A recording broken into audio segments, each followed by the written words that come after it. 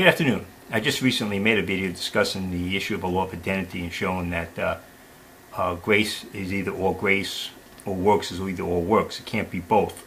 That's what Romans 11:6 is telling us. And I'm going to read here from Ruckman's Dispensational Truth to show exactly that he's saying the same thing in this area, and it's going to be one or the other. It's either going to be a whole entire grace system or entire work system. And so he says here, talking about in the garden, salvation by works, and that not of faith but of sight, 2 Corinthians 5:7.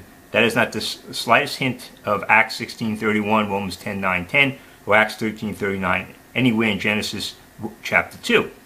There are no 10 commandments, there's no golden rule, and no blood atonement of any kind is out of the question. Adam is saved by works, and that of himself. It is not the gift of God because he didn't have it. He didn't have it because he didn't need it. It's perfect. And the garden was perfect and there's no need for grace. To say that salvation was like that of the New Testament is to confess that your pilot light has gone out, gone out. So no one's saying that. We know before the fall there was no grace intended, needed, because it was all, it was a perfect system, perfect environment, and Adam was on his own volition to choose or not to choose for God or against God. We will not run into this works plan of salvation again before we get to Revelation chapter 20, which means that from Genesis 3 to Revelation 20, it's going to be all grace. Can't be works and grace. It has to be all grace, and because from Genesis 3, before in the garden, it's all works. It's all pure works, and then what Ruckman is saying here, starting the millennium, in Revelation 20, you're going to get an all-work system again.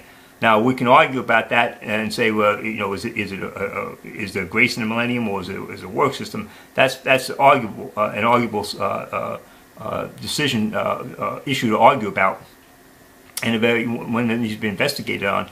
But if it's either one or the other, the millennium is either going to be all works or it's going to be all grace.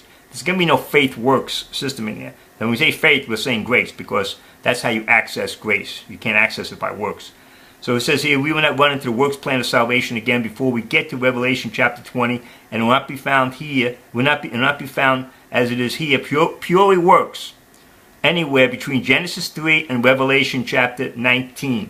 Okay? So it's a pure works. When works show up, it's pure works. It can't be mixed with faith. And that's what's shown in Genesis 3 in the garden. And if you want to say in the millennium, you want to say it's an entire work system, again, that's something we can be debated. But the point is, if it's going to be works, it's going to be pure works. If it's going to be grace, it's going to be pure grace. The two never mix. And so when this idea, this nonsense that you can mix grace and works, and somehow some system, is pure garbage. It's pure insanity. And Ruckman himself says, use the word pure works. It always has to be one or the other. And so when these guys jump up and down and says, oh, your New Testament salvation isn't like that in the garden. Yeah, we know it's pure works. That's where grace came in after the fall. And then the issue of Revelation 20, when the Millennium Kingdom comes up, and there's a lot of different things in Millennium, and a lot of issues going on there. If it's a work system in the Millennium, and people are going to make decisions, of course, at the final revolt, Satan is released, and you have the deception going on, then it's going to be pure works. Or it's going to be pure grace. But one thing it won't be is faith and works. Never faith and works, which is grace and works. Grace and works do not mix. So it's either one or the other, and they can never mix. They're like oil and water. You're either going to have pure works or pure grace. Amen. Thank you.